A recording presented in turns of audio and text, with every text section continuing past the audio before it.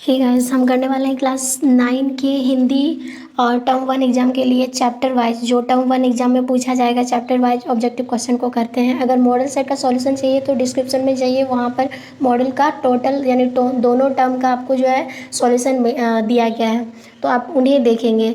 और अब हम करने वाले हैं चैप्टर वाइज जो हमें टर्म 1 में पूछा जाएगा।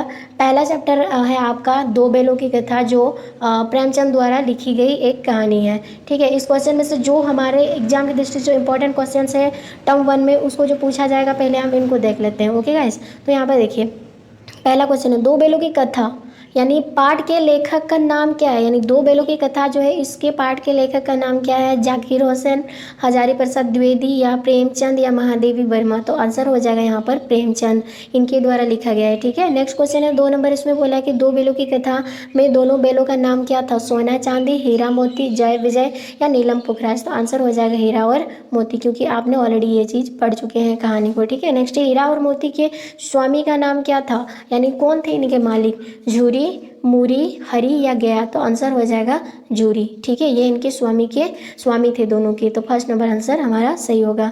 नेक्स्ट क्वेश्चन है दो बेलों की कथा किस प्रकार का पाठ है, एकांकी है, कहानी है, यात्रा वृत्तांत है या आत्मकथा है। तो आंसर हो जाएगा ये एक प्रकार की कहानी है। ठीक है, नेक्स्ट क्वेश्चन है गधे का छोटा भाई किससे कहा गया है, तो गाय को, घोड़ा को, बैल को या बकरी को। तो आंसर हो जाएगा बैल को कहा गया है। ठीक है, गधे के छोटे भाई को। और इसी से आपको पैसेज भी पूछा जाएगा, और पैसेज में आपको 3 नंबर 4 नंबर का मार्क्स जो है पूछा जाएगा पैसेज से, इसीलिए पैसेज को भी आपको ध्यान में पढ़ना होगा। और नेक्स्ट है 6 नंबर, किसको गाधा कहा जाता है, बुद्धिमान को, मंद बुद्धि वाले को, मूर्ख को या चालक को। तो आंसर हो जाएगा गाधा हम लोग इसको बोलते हैं जनरली मूर्ख लोगों को, यानी आंसर हो जाएगा मूर्ख को। ठीक है, नेक्स्ट क्वेश्चन है 7 नंबर। इसमें बोला गया ने हीरा मोती को दोनों बार सूखा भूसा खाने के लिए दिया, आखिर क्यों, यानी क्यों। तो आंसर हो जाएगा यहाँ पर क्योंकि गाय पराये बैलों पर अधिक गया जो है पराये बैलों पर अधिक खर्च नहीं करना चाहता था, या गरीबी के कारण खाली अधिक खरीदना उसके बस की बात नहीं थी, या वह हीरा मोती के व्यवहार से दुखी था, या उसे खाली अधिक सामग्री जो है मतलब सामग्री की जानकारी ना थी। तो आंसर हो जाएगा वो हीरा और मोती के व्यवहार से पूरी तरह से दुखी था, और इसी कारण वो क्या करते थे, सूखा भूसा दोनों ही दिन उनको दिया गया था।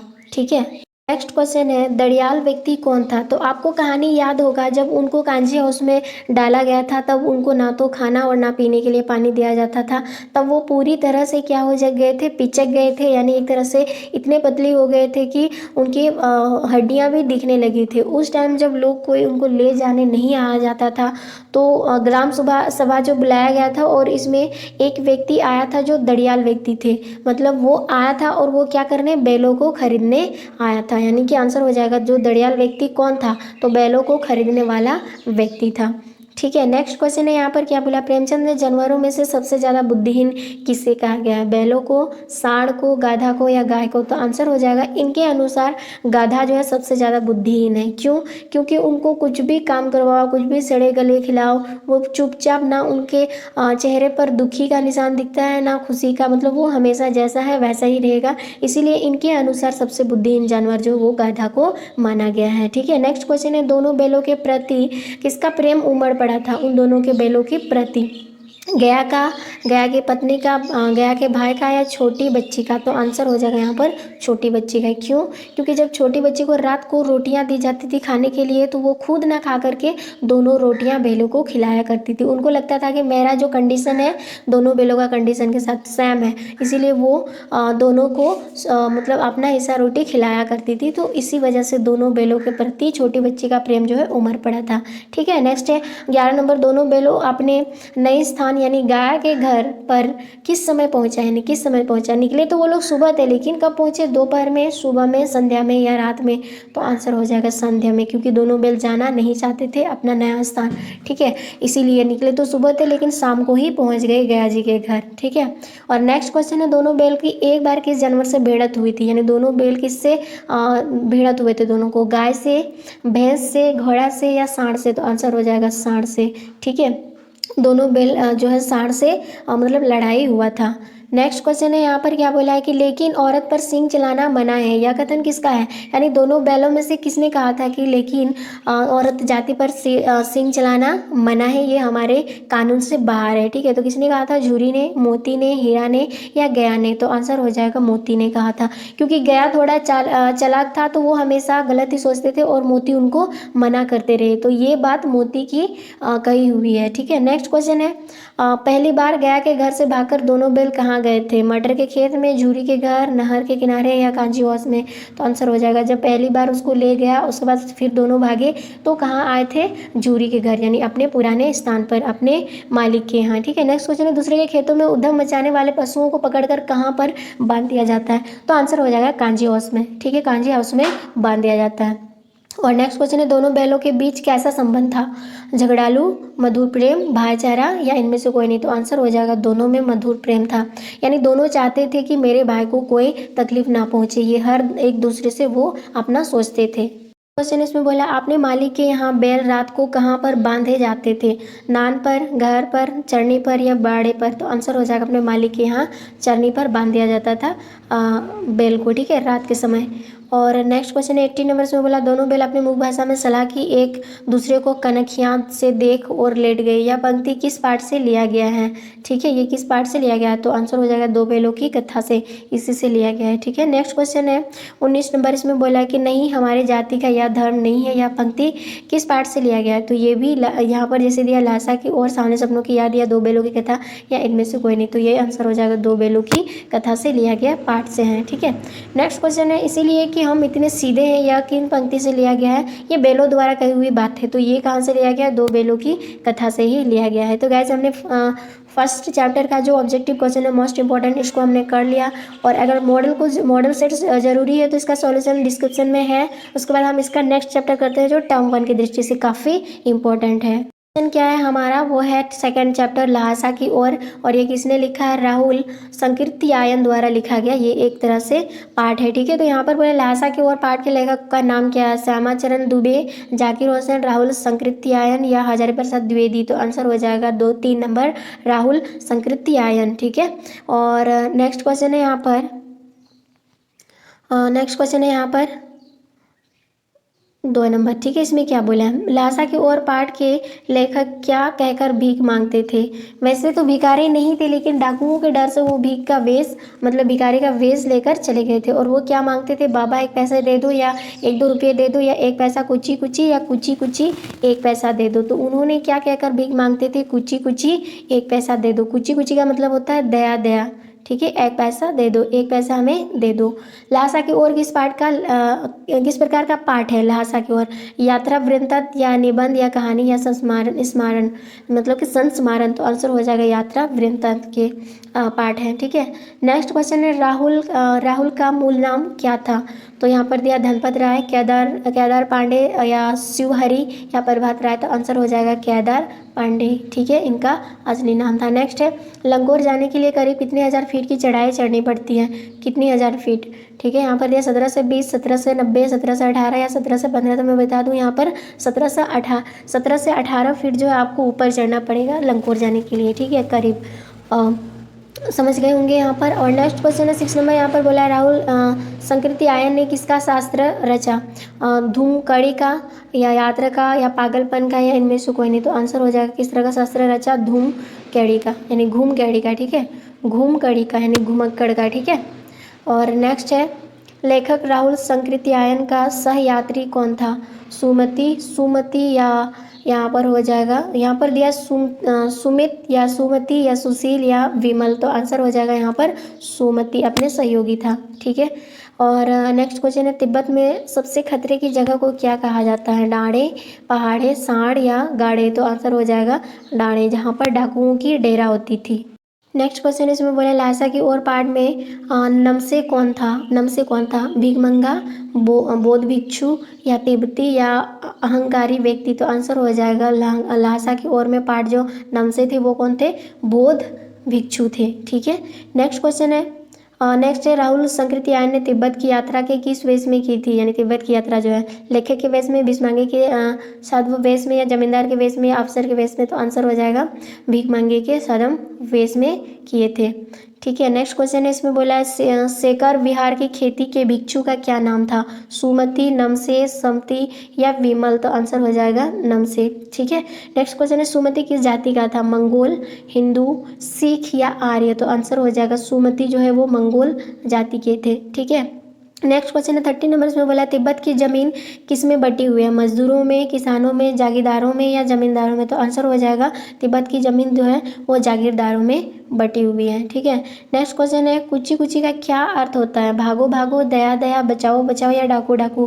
तो आंसर हो जाएगा कुची कुची मतलब दया दया। ठीक है, नेक्स्ट क्वेश्चन है नेक्स्ट है यहाँ पर बोला डाकुओं के लिए तिब्बत में सबसे अच्छी जगह कौन सी थी, डाणे, तिंगरी, लहासा या संकोर। तो आंसर हो जाएगा डाणे, क्योंकि ये ऊंच नीच वाला जमीन था और यहाँ पर डाकुओं की डेरे भी थी और सबसे अच्छी जगह यहीं पर है जो लोगों को लूटा करते थे।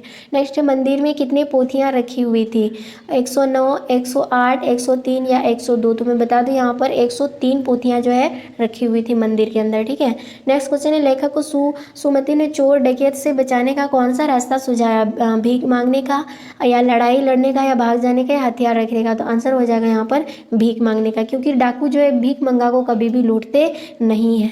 नेक्स्ट क्वेश्चन है तिब्बती लोग जो है टोंटीदार बर्तन को क्या कहते थे, सोटी, कैतली, खोटी या हंडा। तो आंसर हो जाएगा खोटी कहते थे टोंटीदार बर्तन को। ठीक है, यहाँ पर 4th नंबर चैप्टर जो करने वाले हैं वो हमारा सांवले सपनों की याद है और ये इनके द्वारा लिखा गया है जाबिर हुसैन। ठीक है, अब यहाँ पर पहला क्वेश्चन है कि सांवले सपनों की याद पाठ के लेखक कौन है, जाकिर हुसैन, जफ़र हुसैन, जाबिर हुसैन या अब्दुल कलाम। तो आंसर हो जाएगा जाबिर हुसैन। ठीक है, इनके द्वारा लिखी गई एक पाठ है।